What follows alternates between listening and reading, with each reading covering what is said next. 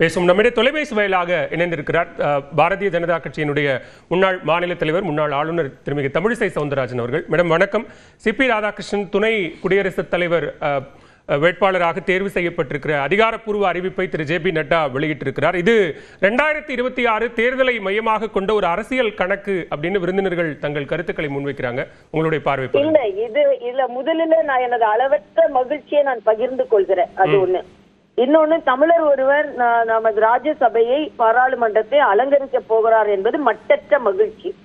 இன்னொன்று, நாங்கள் எல்லாம் அவருக்கு அடியில நான் பொதுச் செயலாளராக இருந்த ஒரு தலைவராக இருந்து அவரோட பணியாற்றியது ஒரு நல்ல எந்த ஒரு சூழ்நிலையும் சரியாக கையாளக்கூடிய ஒரு திறமையாளர் அவர். அப்படிப்பட்ட தமிழருக்கு ஒண்ணு கொடுக்கும் பொழுது தமிழர்களின் திறமைக்கு கொடுத்தாங்கன்னு ஏன் மற்றவங்க நினைக்க மறுக்கிறார்கள் தான் எனக்கு கவலையா இருக்கு. இப்ப இதுக்கு முன்னால பேசினதை நான் கேட்டுக்கொண்டுதான் இருந்தேன்.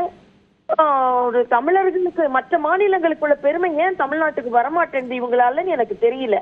அதுக்கு ஒரு கணக்கு வச்சுதான் கொடுத்துருக்காங்க. அதுல நாக்குல இருந்து தேன் தடவுறாங்க அப்படின்னா நான் காதுல தேன் பாய்ந்துங்க. நம்ம தமிழர் ஒருவர் நம்மோடு பணியாற்றிய ஒருவர் இன்னைக்கு உயர் பதவி அலங்கரிக்க போகிற சாதாரண விஷயம் இல்லை. எல்லா மாநிலத்தை சார்ந்தவர்களும் ஒப்புக்கொண்டு எல்லா மாநிலம் இப்ப நான் தேர்தல் இங்கதான் வருதா, பீகார்ல வரலையா, வேற எங்க வரலையா? அப்போ அது என்ன அவ்வளவு கொச்சைப்படுத்துறது? அப்படி பார்த்தா அவங்களுக்கு பலமா இருக்கிற மாநிலங்கள்ல இருந்து ஒருத்தர் தேர்ந்தெடுத்திருக்கலாம் இல்லையே. ஆக ஒருத்தர் திறமையினால் தேர்ந்தெடுக்கப்பட்டு இருக்கிறார், தமிழர் ஒருவர் திறமையினால் அந்த எண்ணம் ஏன் வரமா இருக்கிறது எனக்கு வருத்தமா இருக்கு. ஆனாலும் அந்த மாதிரி கொச்சைப்படுத்துவதெல்லாம் விட்டுட்டு மன மகிழ்ச்சியோடு இது தமிழகத்திற்கு ஒரு மிகப்பெரிய பெருமையை தேடி தந்திருக்கிறார் மரியாதைக்குரிய பாரத பிரதமர் மோடி அவர்கள். மோடி என்றாலே தமிழகத்துக்கு எதிரானவர், தமிழர்களுக்கு எதிரானவர் என்ற பிம்பத்தை உடைத்து எரிந்திருக்கிறார்கள். அதனால் எனது 1 கோடி வணக்கங்களை நான் மோடி அவர்களுக்கு தெரிவித்துக் கொள்கிறேன். இல்ல, தமிழர்களுக்கான அங்கீகாரம் அப்படிங்கிறதுல யாருக்கும் மாற்று கருத்து இல்ல. ஆனா தமிழ்நாட்டிலிருந்து இதுவரைக்குமாக ரெப்ரசென்ட் பண்ணவர்கள் தமிழகத்திற்காக அல்லது தமிழர்களுக்காக என்ன செய்திருக்கிறார்கள்ங்கிற கேள்வியையும் சேர்த்து வைக்கிறாங்க. இல்ல, என்ன செய்யலன்னு கேக்குறேன். எத்தனை எம்பிஸ் கொடுத்திருந்தாங்க? நினைக்கிறேன் சிதம்பரம் என்ன செஞ்சாரு எனக்கு சொல்லுங்க பாக்கலாம். 5 மினிஸ்டர்ஸ் இருந்தாங்களே டிஎம்கே, அவங்க என்ன செஞ்சுட்டாங்க நீங்க சொல்லுங்க பாக்கலாம். முடிந்த அளவிற்கு இன்னைக்கு பாத்தீங்கன்னா இன்னைக்கு கூட 10 லட்சம் கோடி இன்னைக்கு வந்தே பாரத் நான் கேட்டேன்றதுக்காக திருநெல்வேலிக்கு வந்ததுங்க. அது இது சும்மா இத மாதிரி ஏதோ பேசிக்கொண்டே இருந்தா அது அர்த்தம் இல்ல. இப்ப முடிந்த அளவிற்கு இப்ப இன்னைக்கு தூத்துக்குடி இன்னைக்கு தூத்துக்குடியில யார் கிளைம் பண்ணாலும் நான் உண்மையை சொல்றேன்.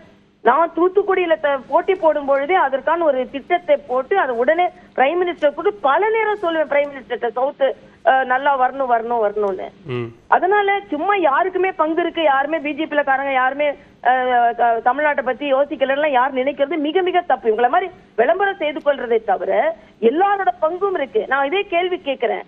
யூபி அரசாங்கத்துல 20 வருஷம் டிஎம்கேவும் காங்கிரஸும் இருந்தாங்களே, என்ன தமிழ்நாட்டு கொண்டதான் சொல்லுங்க. ஆனா என்னால பட்டியலிட முடியும். தூத்துக்குடி ஏர்போர்ட்ல இருந்து திருச்சி ஏர்போர்ட்ல இருந்து எல்லாத்தையும் எங்களால பட்டியலிட முடியும். அதனால சும்மா பேசிக்கிட்டே இருக்கல. ஒரு தமிழருக்கு கிடைத்திருக்கிறது, அங்கீகாரம் கிடைத்திருக்கிறது, தமிழ்நாட்டுக்கு எல்லா பெருமையும் சேர்க்கப்படும் என்பதை நான் இங்கே தெளிவுபடுத்துகிறேன். நன்றி திருமிகு தமிழிசை சவுந்தரராஜன். இணைப்பில் கருத்துக்களை பகிர்ந்து கொண்டமைக்கு நன்றி. நான் வரேன். நம்மோட தொலைபேசி வாயிலாக இணைந்திருக்கிறார் மூத்த பத்திரிகையாளர் திரு துக்ளக் ரமேஷ் அவர்கள். சார் வணக்கம். வணக்கம். சிபி ராதாகிருஷ்ணன் குடியரசு துணைத் தலைவர் வேட்பாளராக தேர்வு செய்து அதிகாரப்பூர்வ அறிவிப்பு வெளியாக இருக்கிறது, எப்படி பார்க்கிறீங்க?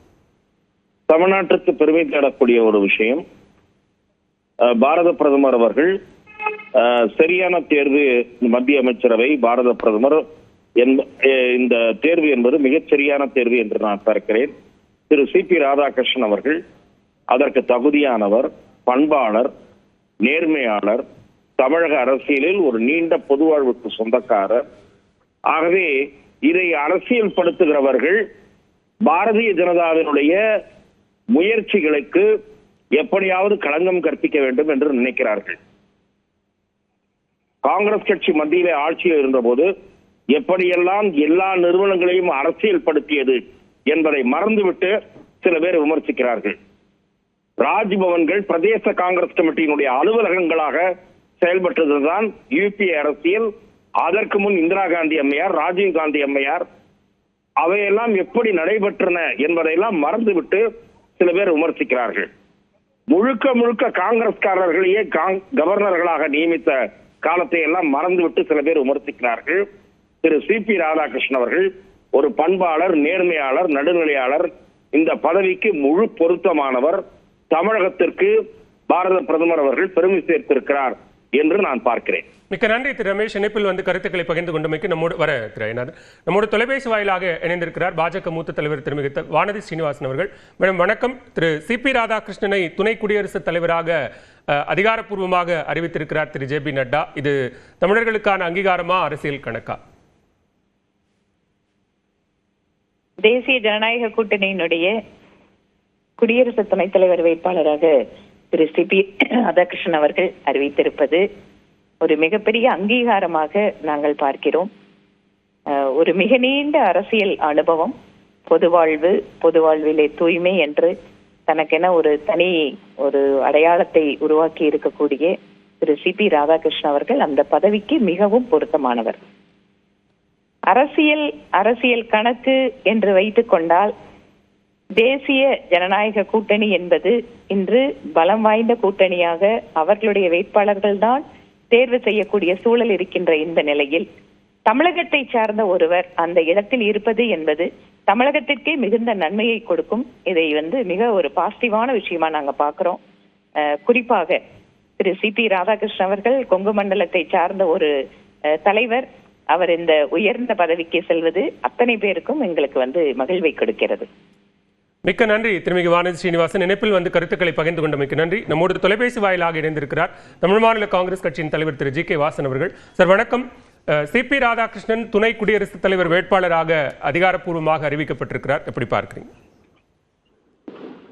தமிழகத்தினுடைய மிகுந்த மரியாதைக்குரிய தலைவராக பல்வேறு பொறுப்புகளிலே செயல்பட்டவர்கள், மேலும் தமிழக மக்களுடைய எண்ணங்களை நாடாளுமன்றத்திலே பிரதிபலித்தவர், உயர்ந்த பண்பாளர், அனைவரோடும் இனிமையாக பழகக்கூடியவர், மேலும் மிக முக்கியமாக தனக்கு கொடுத்த பொறுப்பினை மிக சிறப்பாக செய்யக்கூடிய ஆற்றல் பெற்றவர், படிப்படியாக பொது வாழ்விலே உயர்ந்து அவர்கள் ஆளுநராக உயர்ந்தார்கள். இன்றைக்கு என்டிஏனுடைய அறிவிப்பு இந்தியாவினுடைய துணை ஜனாதிபதியின் பொறுப்புக்கு அவர்கள் அறிவிக்கப்பட்டிருக்கிறார்கள் என்றால் உண்மையிலேயே அவருடைய நல்ல பணிக்கு கிடைத்த அங்கீகாரம், தமிழகத்திற்கு கிடைத்திருக்கின்ற மிகப்பெரிய பெருமை, என்டிஏ பிரதமர் தமிழகத்தின் மீது வைத்திருக்கின்ற மிகப்பெரிய மரியாதைக்கு மீண்டும் இது ஒரு எடுத்துக்காட்டு என்று நான் குறிப்பிட விரும்புகிறேன். மிக்க நன்றி திரு ஜி கே வாசன். இணைப்பில் வந்து உங்களுடைய கருத்துக்களை பகிர்ந்து கொண்டமைக்கு தொலைபேசி வாயிலாக இணைந்திருக்கிறார் தமிழ்நாடு பாஜக தலைவர் திரு நயினார் நாகேந்திரன் அவர்கள். சார் வணக்கம். சிபி ராதாகிருஷ்ணன் துணை குடியரசுத் தலைவர் வேட்பாளராக அதிகாரப்பூர்வமாக திரு ஜே பி நட்டா அறிவித்திருக்கிறார். உங்களுடைய கருத்துக்களை பகிர்ந்துக்கலாம். வணக்கம் சார். தமிழ்நாட்டிற்கு கிடைத்த மிகப்பெரிய ஒரு பெருமையாகவும் கருதுகிறேன். தமிழ்நாட்டிற்கு கிடைத்த மிகப்பெரிய ஒரு அங்கீகாரமாக கருதுகிறேன். தமிழனுக்கு ஒரு கிடைத்த மணிமகுடமாக கருதுகிறேன். அதே வேளையில் இன்றைக்கு பாரத நரேந்திர மோடி அவர்கள் அயோத்திக்கு போனாலும் சரி, ஐநா சபைக்கு போனாலும் சரி, தமிழை பற்றி பேசுவது அவருடைய வழக்காகவும் வைத்திருக்கிறார் என்று சொன்னாலும் கூட இன்னைக்கு அதை நிரூபித்து காட்டியிருக்கிறார். மிகப்பெரிய ஒரு அந்தஸ்தை நமது தமிழர் என்கின்ற முறையில் மகாராஷ்டிரா மேதகு ஆளுநராக இருந்தவர்கள் இந்திய நாட்டினுடைய துணை ஜனாதிபதியாக ஆகியிருப்பது நமக்கெல்லாம் கிடைத்திருப்ப மிகப்பெரிய வெற்றியும் பெரிய மகிழ்ச்சியும் ஆகும். இதே வேளையில் ஒட்டுமொத்த தமிழர்களும் ஒட்டுமொத்தமாக எந்த கட்சி கூட்டணியாக இருந்தாலும் சரி இவர்களை ஒட்டுமொத்தமாக ஆதரிக்க வேண்டும் என்பதுதான் என்னுடைய வேண்டுகோளாகவும் அமைகிறது. அதே நேரத்தில் இவ்வளவு சாதாரண மனிதர்களையும் மேதகு ஆளுநராக இந்திய ஜனாதிபதியாக ஆக்குகின்ற ஒரு கட்சி பாரதிய ஜனதா கட்சி என்பதை நமது அகில இந்திய தலைவர் ஜே பி நட்டா அவர்களும் பாரத பிரதமர் நரேந்திர மோடி அவர்களும் நிரூபித்து காட்டியிருக்கிறார்கள். தமிழர்கள் சார்பாக அனைத்து இந்திய நமது பாரதிய ஜனதா கட்சிக்கு அந்த மனமார்ந்த நன்றியை நாங்கள் நேரத்தில் தெரிவித்துக் கொள்கிறோம். அதே நேரத்தில் ஒரு உற்ற நண்பனாக நாங்கள் அவரை எப்பொழுதும் பாவித்து நேற்று கூட நாங்கள் வழி அனுப்பி வைத்தோம் சென்னையிலிருந்து. இவ்வளவு பெரிய ஒரு நட்புக்கு எங்களுக்கு கிடைத்த பெருமையாக நாங்கள் கருதுகிறோம். தமிழ்நாட்டிலிருந்து முக்கியத்துவம் அல்லது பங்களிப்பு அப்படிங்கிறது எந்த வகையில தமிழ்நாட்டிற்கான பெருமை பிரதிநிதித்துவம் அப்படிங்கிறது தாண்டி பலன்களாக பார்க்கலாம் திரு நயினார் நாகேந்திரன்? இது அதாவது ஒரு நாட்டின் துணை ஜனாதிபதியாக ஏற்கனவே நமது மதிப்புக்குரிய அப்துல் கலாம் அவர்கள் இருந்திருக்கிறார்கள் என்றாலும் கூட இந்த வேளையை நமக்கு கிடைத்திருக்க ஒரு பெரிய நல்ல ஒரு பங்களிப்பு நமது தமிழ்நாட்டுக்கு வந்து சேரும் என்பதில் எனக்கு மிகுந்த நம்பிக்கை இருக்கிறது. மிக்க நன்றி திரு நயனா நாகேந்திரன். இணைப்பில் வந்து உங்களுடைய கருத்துக்களை பகிர்ந்து கொண்டமைக்கு நன்றி. நம்மோட தொலைபேசி வாயிலாக இணைந்திருக்கிறார் திராவிட முன்னேற்ற கழகத்தின் சார்பில் பேராசிரியர் கான்ஸ்டன்டைன் ரவீந்திரன் அவர்கள். சார் வணக்கம். என்டிஏ சார்பில் குடியரசு துணைத் தலைவர் வேட்பாளரை திரு ஜே.பி. நட்டா அதிகாரப்பூர்வமாக அறிவித்திருக்கிறார். உங்களுடைய கருத்துக்கள். முதலில் தமிழ்நாட்டில் இருந்து துணை ஜனாதிபதியாக அறிவிக்கப்பட்டிருக்கிற வேட்பாளராக அறிவிக்கப்பட்டிருக்கிற சகோதரர் சி.பி. ராதாகிருஷ்ணன் அவர்களுக்கு திராவிட முன்னேற்ற கழகத்தின் சார்பில் வாழ்த்துக்களை தெரிவித்துக் கொள்கிறோம். தேர்தல் முடிந்த பிறகுதான் அறிவிப்பு என்றாலும் இன்றைய அரசியல் இன்றைக்கு இருக்கக்கூடிய நிலவரத்தை பார்க்கிற போது ஒருவேளை ஆளும் கட்சி நிறுத்துகிறவர்களே வெற்றி பெறுவார் என்கிற ஒரு சூழல் இருக்குமே, ஆனால் அதில் அண்ணன் சி.பி. ராதாகிருஷ்ணன் அவர்கள் வெற்றி பெறுவது உறுதி. தமிழ்நாட்டில் இருந்து ஒரு துணை ஜனாதிபதி வருவது என்பது வரவேற்கத்தக்கது. ஆனால் இதில் திராவிட முன்னேற்ற கழகம் அவருடைய வெற்றிக்கு வாழ்த்து சொல்லுகிறது. மீதி எது என்பது அரசியல் நிலவரத்திற்கு தக்க முடிவுகள் எடுக்கப்படும் என்றுதான் நம்புகிறேன். இந்தியா கூட்டணியின் சார்பில் வேட்பாளர் முன்னிறுத்தப்படுவாரா அல்லது தமிழர் என்கிற முறையில் திரு சி.பி. ராதாகிருஷ்ணனை திமுகவும் அதன் கூட்டணி கட்சிகளும் ஆதரிக்குமா? அதாவது இன்றைக்கு சி.பி. ராதாகிருஷ்ணன் அவர்களை பாரதிய ஜனதா கட்சி நிறுத்தி இருப்பது வருகின்ற தேர்தலை மனதில் வைத்து ஒரு அரசியல் சதுரங்க விளையாட்டாக இருக்குமே, ஆனால் அந்த சதுரங்க காய் நகர்த்தலில் எந்த காய் நகர்த்தலை வைத்து இந்த சதுரங்க விளையாட்டில் வெற்றி பெற முடியும் என்பதை மாண்புமிகு முதலமைச்சர் தளபதி மு.க. ஸ்டாலின் அவர்கள் முடிவெடுப்பார்கள். தமிழர் என்பதால் ஆதரிப்பதா அல்லது கூட்டணி கட்சியின்பால் இணைந்து நிற்பதா என்று கேட்டால், ஏற்கனவே ஒரு முறை இது போன்ற ஒரு சின்ன பிரச்சனை வருகிற போது திராவிட முன்னேற்ற கழகம் கூட்டணி தர்மத்தோடு தான் நின்றிருக்கிறது. எதிரே நிற்கிறவர்கள் யார் என்பதை விட நாம் இருக்கிற கூட்டணி தர்மம் எதுவோ அதில் நிற்பதுதான் திராவிட முன்னேற்ற கழகத்திற்கு சரியாக வரும் என்பதை ஏற்கனவே சொல்லி இருக்கிறது. ஆனால் இன்றைக்கு இருக்கிற கள நிலவர சூழலை பொறுத்த வரைக்கும் களத்தில் இது போன்ற விளையாட்டுகளை பாரதிய ஜனதா கட்சி விளையாடுகிறது என்பதை தமிழ்நாட்டு மக்கள் அறியாமல் இல்லை. இன்றைக்கு அவரை சி.பி. ராதாகிருஷ்ணன் அவர்களை நிறுத்தி இருப்பது 2026 தேர்தலை நோக்கி தனக்கான ஒரு அரசியல் லாபத்திற்காக நிறுத்தி இருக்கிறார் என்பதை தமிழ்நாட்டு மக்கள் புரிந்து கொள்ளாமல் இல்லை. எனவே மாண்புமிகு முதலமைச்சர் திராவிட முன்னேற்ற கழகத்தினுடைய தலைவர் தளபதி மு.க. ஸ்டாலின் அவர்கள் வருகின்ற நாட்களில் இது குறித்தான நமது இந்தியா கூட்டணி தலைவர்களோடு கலந்தாலோசித்து இதில் எந்த முடிவெடுத்தால் நமது எதிரி அரசியல் களத்தில் நமக்கு எதிரிகள் எடுத்திருக்கிற முடிவை தட்டி கழிக்காமல் அதை வெட்டி கொண்டு செல்வதற்கான முடிவுகளை மாண்புமிகு முதலமைச்சர் எடுப்பார். அதை இந்தியா கூட்டணி தலைவர்களோடு கலந்து பேசி முடிவெடுப்பார் என்று நான் கருதுகிறேன். மிக்க நன்றி திரு கான்ஸ்டன்டைன் ரவீந்திரன். இணைப்பில் வந்து கருத்துக்களை பகிர்ந்து கொண்டமைக்கு நம்மோடு தொலைபேசி வாயிலாக இணைந்திருக்கிறார் அதிமுக துணை பொதுச் செயலாளர் திரு கே.பி. முனுசாமி அவர்கள். சார் வணக்கம். என்டிஏவினுடைய அதிகாரப்பூர்வ குடியரசு துணைத் தலைவர் வேட்பாளராக திரு சி.பி. ராதாகிருஷ்ணன் அறிவிக்கப்பட்டிருக்கிறார். உங்களுடைய கருத்துக்களை பகிர்ந்து. மிக்க மகிழ்ச்சி. கொண்ட கொள்கையில் திரளாத பற்றுடையவர், நாட்டுப்பற்றும் தெய்வமுக்கும் மிக்கவும் உடையவர், இனிமையானவர், எளிமையானவர், தமிழ் மண்ணை சேர்ந்தவர். அவருக்கு இந்த வாய்ப்பு கிடைத்தது பெருமகிழ்ச்சியாக கருதுகிறேன். என்டிஏ கூட்டணி சார்பில் தமிழ்நாட்டிலிருந்து பல்வேறு நபர்கள் இங்கிருந்து பிரதிநிதித்துவப்படுத்தப்படுகிறார்கள், பங்களிப்பாக தமிழ்நாட்டிலிருந்து இருக்கிறார்கள். ஆனால் தமிழ்நாட்டிற்கு அதன் மூலம் என்ன பயன் அப்படிங்கிற கேள்விகள் முன்வைக்கப்படுகிறது. அதை நீங்க எப்படி பார்க்கிறீங்க? தமிழ் மண்ணை சேர்ந்த ஒருவர், தமிழை தாய்மொழியாக கொண்டவர், அவருக்கு இந்த இந்திய துணைக்கண்டத்தின் 2வது உயரிய பதவி கிடைத்திருப்பது என்பதே என்டிஏ கூட்டணிக்கு அந்த கூட்டணியின் வாயிலாக கிடைத்த ஒரு வாய்ப்பு. எனவே என்டிஏ கூட்டணியின் வாயிலாக தமிழகத்திற்கு நல்ல வாய்ப்பை அந்த என்டிஏ கூட்டணி கொடுத்திருக்கிறது. அந்த என்டிஏ கூட்டணி கொடுத்த தலைவர்களுக்கு என்னுடைய மனமார்ந்த நன்றியை தெரிவித்துக் கொள்கிறேன். மிக்க நன்றி திரு கே.பி. முனுசாமி. இணைப்பில் வந்து கருத்துக்களை பகிர்ந்து கொண்டு ஓகே பேசுவோம். நம்மோட தொலைபேசி வாயிலாக இணைந்திருக்கிறார் விடுதலை சிறுத்தைகள் கட்சியினுடைய நாடாளுமன்ற உறுப்பினர் திரு ரவிக்குமார் அவர்கள். சார் வணக்கம். தேசிய ஜனநாயக கூட்டணியினுடைய துணை குடியரசுத் தலைவர் வேட்பாளரை அதிகாரப்பூர்வமாக திரு ஜே பி நட்டா அறிவித்திருக்கிறார். தமிழ்நாட்டிலிருந்து தமிழராக ஒருவர் தேர்வு செய்யப்பட்டிருப்பது தொடர்பாக உங்களுடைய கருத்துக்கள். துணை குடியரசுத் தலைவர் என்பவர் எந்த மாநிலத்தைச் சேர்ந்தவரோ அந்த மாநிலத்துக்கு சேவை செய்வதற்காக தேர்ந்தெடுக்கப்படுகிறவர் அல்ல. எனவே அவர் எந்த மாநிலத்திலிருந்து வந்தாலும் அவர் எந்த கட்சியை சேர்ந்தவராக இருந்தாரோ அந்த கட்சிக்கு சேவை செய்கிறவராகத்தான் இதுவரை பாஜக ஆட்சி காலத்திலே நடந்து கொண்டிருந்திருக்கிறார்.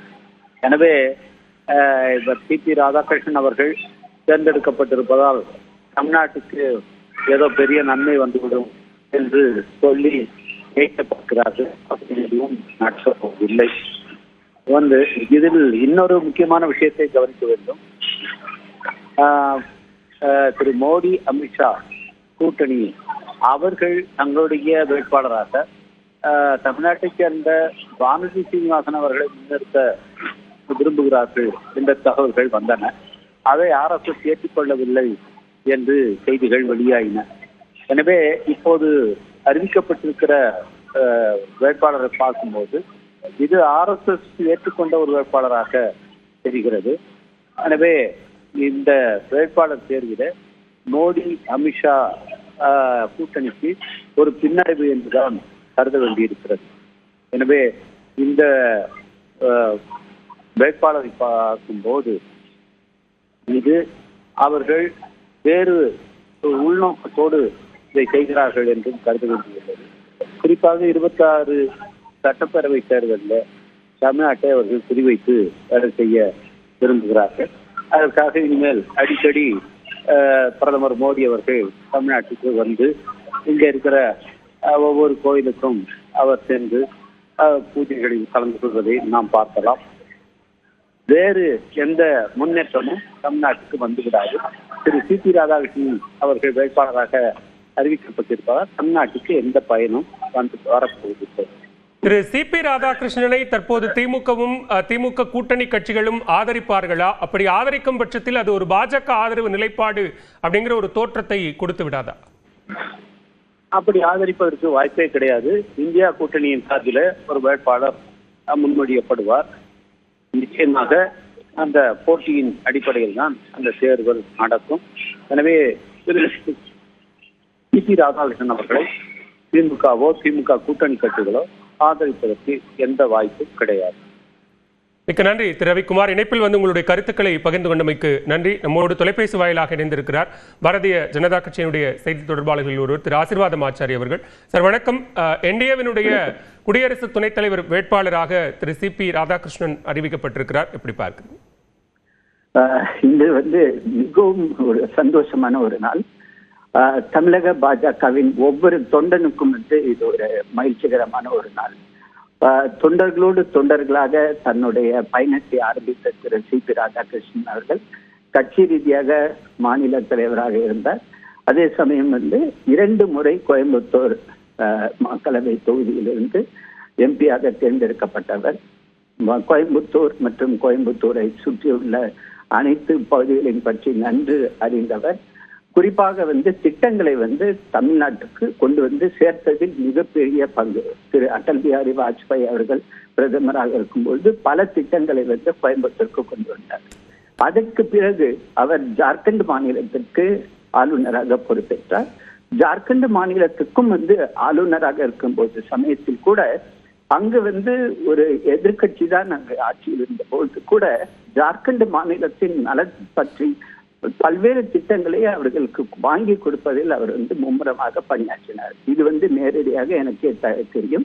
ஏனென்றால் நான் அவர் கவர்னராக இருக்கும் பொழுது அங்கு சென்று அவரை நேரில் சந்தித்தேன். அதே போல் அங்கிருந்த முதலமைச்சரையும் நான் சந்திக்கும் வாய்ப்பு எனக்கு கிடைத்தது. அடுத்ததாக மகாராஷ்டிரா மாநிலத்திற்கு அவர் கவர்னராக வந்தார். அங்கும் தன்னுடைய பணியை மிகவும் சிறப்பாக செயல்படுத்தினார். அதற்கு எல்லாம் முத்தாய்ப்பாக இப்பொழுது துணை குடியரசுத் தலைவர் பதவி அவருக்கு கிடைத்துள்ளது. எங்கள் அனைவருக்கும் மிகவும் சந்தோஷமான ஒரு நாளாகத்தான் நாங்கள் பார்க்கிறோம். மிக்க நன்றி திரு ஆசீர்வாதம் ஆச்சாரி. இணைப்பில் கருத்துக்களை பகிர்ந்து கொண்ட மிக்க நன்றி.